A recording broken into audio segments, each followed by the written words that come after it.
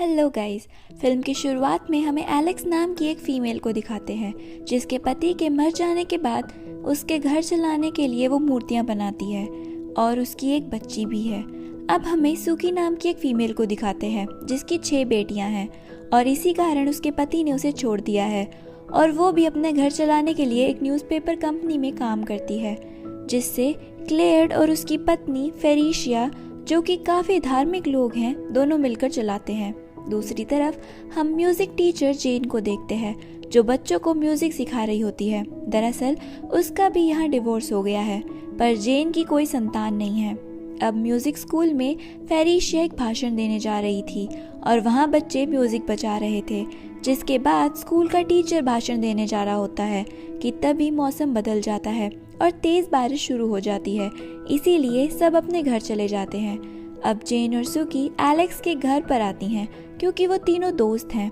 फिर खाना खाने के बाद वो सभी कुछ बातें करती है, जहाँ सुकी कहती है कि अब हमें जीवन में एक नई शुरुआत करनी चाहिए।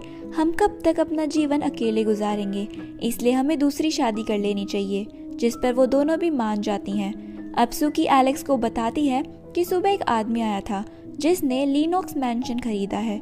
उसका कोई परिवार नहीं है, उसे बस म्यूजिक पसंद है। जो सुनकर एलेक्स हैरान हो जाती है। दरअसल सारे शहर का मानना है कि लिनोक्स मैंशन भूतिया है क्योंकि वहाँ विचेस को जलाकर मार दिया जाता था। एलेक्स उसे उस आदमी का नाम पूछती है, जिस पर वो कहती है कि उसने उसका नाम पूछा तो था लेकिन वो भूल गई, मानो मेरा दिमाग उसका नाम याद ही नहीं रखना चाहता। अब उसने ऑफिस में क्लेयर और फेरिशिया भी आ जाते हैं। सुकी क्लेयर से मैंशन खरीदने वाले का नाम पूछती है, पर ये सुनते ही फेरिशिया के हाथ से प्लेट गिर जाती है, मानो वो एकदम डर गई हो। लेकिन हैरानी की बात तो ये थी कि क्लेयर को भी उसका नाम याद नहीं आ रहा था। अब फेरिशिया क्लेयर से कहती है कि तुम्हें न्यूज़पेपर में आर्टिकल डालना चाहिए कि उस घर को कोई ना खरीदे और जिसने उसे खरीदा है वो आज ही उसे बेच दे। लेकिन क्लेयर कहता है कि वो प्राइवेट प्रॉपर्टी है, मैं इसके लिए ऐसे कोई भी आर्टिकल नहीं डाल सकता, जो सुनकर फेरिशिया गुस्सा हो जाती है। अब अगले दिन जेन का एक म्यूजिक कॉन्सर्ट होता है जिसे सुनने कई सारे लोग आए होते हैं और वहीं पर बीच में डैरल नाम का एक आदमी म्यूजिक सुनने आता है और वो म्यूजिक सुनते सुनते सो जाता है और बहुत तेज खराटे मारता है।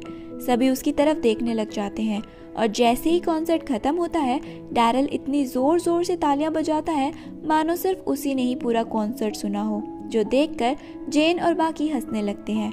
अब कॉन्सर्ट के बाद सभी लोग उसी अनजान इंसान की बातें कर रहे होते हैं जिसने लिनोक्स मैंशन खरीदा है, लेकिन किसी को भी उसका नाम मालूम नहीं होता। और तभी सुकी को उसी अनजान की तरफ से फूल आते हैं जिसमें उसी का नाम डैरल लिखा होता है और जैसे ही उसका नाम वो पढ़ती है उसके गले से मोतियों का हार टूटकर गिर जाता है और उन मोतियों पर फिसलने के कारण फेरिशिया नीचे गिर जाती है, जिसके कारण उसका पैर टूट जाता है। अब अगले दिन एलेक्स डैरल से मिलने लिनोक्स मैंशन आती है, जहाँ पर डैरल उसे खाने पर इनवाइट करता है, इसीलिए वो उसके साथ खाना खाने लगती है और डैरल उसे अपने बारे में बताता है कि उसने परिवार या शादी करने में कोई भी इंटरेस्ट नहीं है, उसे बस निश्चिंत होकर अपना जीवन गुजारना है। जो सुनकर एलेक्स कहती है कि ये अच्छी बात है, यदि मैंने शादी नहीं करी होती तो आज मेरा जीवन भी ऐसे ही होता। जिसके बाद डैरल उसे अपने घर दिखाता है और अपने बेडरूम में लाकर उसे सेड्यूस करने की कोशिश करता है, पर वो साफ मना कर देती है। डैरल कहता है कि यदि तुम अपने जीवन से खुश हो तो जाओ वही जीवन गुजारो, और अगर तुम मेरे साथ रहोगी तो तुम्हें किसी भी चीज़ की कमी नहीं होगी, जिस पर एलेक्स मान जाती है और अब वो दोनों इंटीमेट हो जाते हैं। दूसरी तरफ फेरिशिया और क्लेयर हॉस्पिटल में होते हैं। फेरिशिया कहती है कि जब से मैंने लिनोक्स मैंशन के बारे में सुना है मुझे काफ़ी डर लग रहा है, मानो मेरे साथ कुछ गलत होने वाला हो, पर क्लेयर उसे समझाता है कि सब तुम्हारा वहम है। और तभी कमरे में सुकी फूल लेकर आ जाती है, जिसे देखकर फेरिशिया डर से चिल्लाने लगती है, इसलिए सुकी वहां से चली जाती है। अब रात को जेन घर में म्यूजिक बजा रही होती है कि तभी उसके दरवाजे पर डैरल आता है, जो बोलता है कि मैंने सुना है शहर में तुम सबसे अच्छा म्यूजिक सिखाती हो, पर जेन कहती है कि मुझे नहीं आता, मैंने काफ़ी कोशिश की लेकिन मैं तब भी ठीक से नहीं बजा पा रही हूँ। इसलिए डैरल उसे वायलिन बजाकर सुनाता है, जिसे देख जेन एकदम हैरान हो जाती है क्योंकि उसने बहुत अच्छा बजाया होता है। इसके बाद वो जेन को गैलो बजाने को कहता है, इसलिए वो फिर से कोशिश करती है और डैरल पियानो बजाने लगता है और अब जेन काफ़ी अच्छे से बजाती है और इतना खो जाती है कि गैलो के धुआं निकलना लग जाता है। और फिर उसके बाद जेन डैरल के साथ खुश होकर इंटीमेट हो जाती है।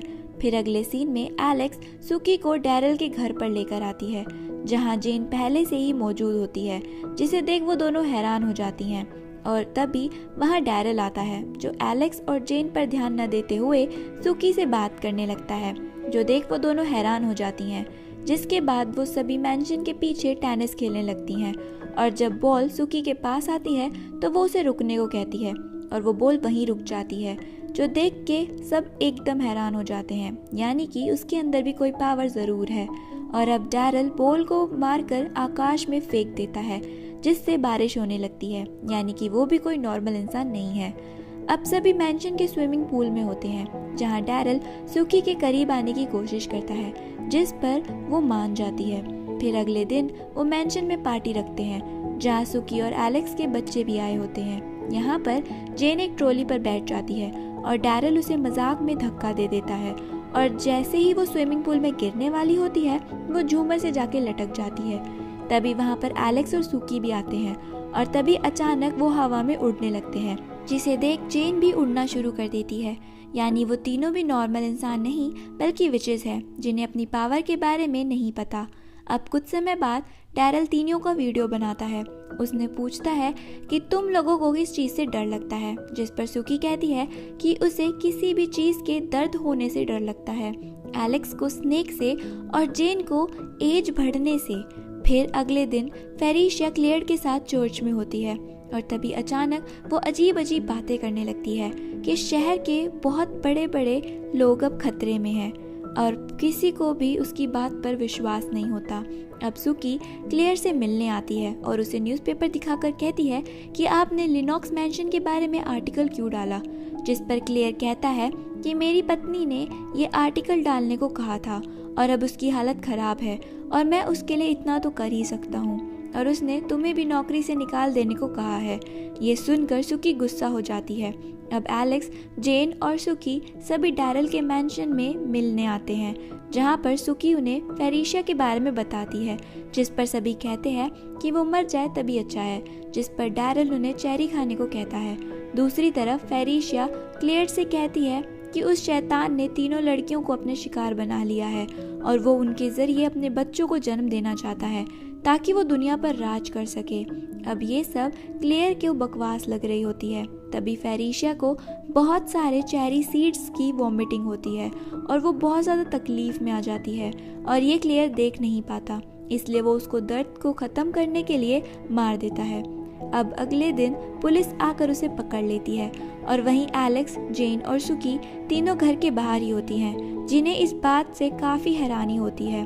अब सुकी डैरल पर इल्ज़ाम लगाकर कहती है कि उसके पास ज़रूर कोई शक्ति है, जिससे जेन को गुस्सा आ जाता है और देखते ही देखते तीनों में बहस हो जाती है और अचानक ही वहाँ की ज़मीन फट जाती है, जिसे देखकर सभी वहाँ से भाग जाते हैं। अब डैरल एलेक्स को कॉल करके मैंशन बुलाता है, लेकिन वो बहुत ज़्यादा डरी होती है और उसे मना कर देती है, जिससे डैरल गुस्सा हो जाता है। इसके बाद वो सुकी को मिलने बुलाता है, लेकिन वो भी उसे भगा देती है। फिर वो जेन के घर जाता है, लेकिन वो वहाँ होती ही नहीं, तो वो एक पेपर पर खून से डी लिखकर वहाँ से चला जाता है। अब अगले दिन जेन हॉस्पिटल में अपना टेस्ट करवाने आती है, जिससे उसे पता चलता है कि वो प्रेग्नेंट है, इसलिए वो ये खुशखबरी डैरल को सुनाने आती है, जहाँ पर गुस्से में डैरल जेन की ही वीडियो देख रहा होता है, जिसमें उसने अपने डर के बारे में बताया था कि उसे एजिंग से डर लगता है। और तभी अचानक जेन बूढ़ी हो जाती है, जो देख के वो घबरा कर मैंशन से भाग जाती है। वहीं एलेक्स को अपने बेड पर बहुत सारे सांप दिखाई देते हैं और वो डर कर घर से बाहर भागती है, जहाँ पर जेन उसे संभालती है। इधर डैरल एक टमाटर काटता है, जिससे सुकी को बहुत दर्द होने लगता है और जैसे ही वो उस टमाटर को खाता है सुकी बेहोश हो जाती है, इसलिए एलेक्स और जेन उसे तुरंत हॉस्पिटल लेकर आते हैं, जहां वो उनसे कहती है कि मेरे साथ डैरल ने कुछ किया है, उसे रोको वरना मैं मर जाऊंगी। इसलिए एलेक्स डैरल के घर जाकर उस पर चिल्लाती है और उसे सुकी को ठीक करने के लिए बोलती है और वो कहता है कि तुम उसके साथ ऐसा नहीं कर सकते, जिस पर डैरल कहता है कि जो तुम लोगों ने मेरे साथ किया उसका क्या, मैंने तो तुम्हें सब कुछ दिया और जब तुम्हारा मन भर गया उसके बाद तुम सब भाग गई। जिस पर एलेक्स उसे समझाते हुए गले लगा लेती है और उसी वक्त सुकी का दर्द भी खत्म हो जाता है। अब तीनों फिर से तैयार होकर लिनॉक्स मैंशन में आती हैं और उन्हें देखकर डैरल खुश हो जाता है। फिर अगले दिन डैरल कुछ सामान लेने बाजार जाता है और उसके जाते ही तीनों डैरल की एक बुक के जरिए डैरल की एक वुडू डोल बनाती हैं, जिसके अंदर वो डैरल के कुछ बाल डाल देती हैं और फिर वो तीनों विच होने के कारण किताब से कुछ मंत्र पढ़कर उसमें फूंक देती है और उसके बाद वो उसमें सुई चुभोने लगती है। अब डैरल जो कि शॉप पे खड़ा होता है उसे अब तकलीफ होने लगती है, इसलिए वो तुरंत घर की तरफ भागता है, लेकिन वो तीनों एक पिलो को फाड़कर उसकी रुई को उस डॉल के ऊपर डालती है, जिससे डैरल भी रुई के साथ उड़ने लगता है और उड़ते उड़ते चर्च के अंदर आकर दरवाज़ा बंद कर लेता है। फिर वो तीनों बहुत सारी चेरीज खाने लगती हैं, जिससे डैरल को भी फेरिशिया की तरह वॉमिट होने लगती है, जिसे देख सभी डर जाते हैं। अब इतना करने के बाद वो तीनों घर की सफाई करने लगती हैं ताकि डैरल को कुछ पता ना चले। अब डैरल गुस्से में घर आता है, जिसकी भयानक शक्ल देखकर तीनों भागने लगती हैं, पर वो गुस्से में हर जगह तूफान लाने लगता है, जिससे बचकर वो किचन में आकर डोर बंद कर लेती हैं। वहीं पर सुकी जेन को वो डोल फेंक कर देती है, लेकिन वो पकड़ नहीं पाती और वो डोल नीचे गिरकर टूट जाती है। ये देख वो घबरा जाते हैं। तभी खिड़की के बाहर उन्हें बहुत ही बड़ा और भयानक रूप में डैरल दिखता है। अब उसका ये रूप देखकर तीनों और ज़्यादा डर जाती हैं और तुरंत उसकी डोल को आग में फेंक देती हैं, जिससे डैरल धीरे धीरे पिघलने लगता है और एक छोटा सा क्रिएचर बनकर गायब हो जाता है। इसके बाद ये सीन कट होता है। अब हमें 18 महीने बाद का सीन दिखाते हैं, जहाँ पर एलेक्स और सुकी को डैरल का बेटा हुआ है। जेन को उसकी बेटी हुई है, जो सभी डैरल के मेंशन में अपने पूरे परिवार के साथ रहते हैं। और तभी उनके बच्चे टीवी के सामने आ जाते हैं, जहाँ टीवी में डैरल बच्चों से पापा बोलने को बोल रहा होता है और तभी वहाँ वो तीनों आकर टीवी बंद कर देती है और ये मूवी यहीं ख़त्म हो जाती है। Thank you for watching. Bye bye.